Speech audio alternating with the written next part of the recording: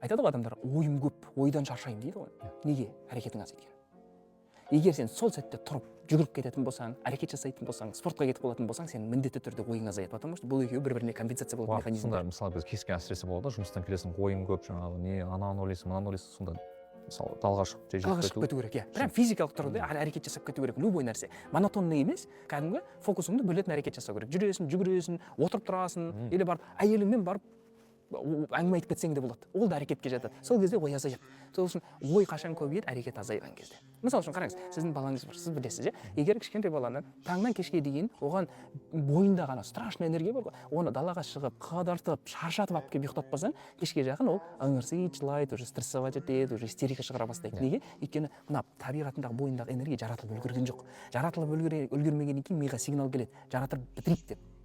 Жаратып бітірейік деп сигнал келген кезде ми тревоганы қосады.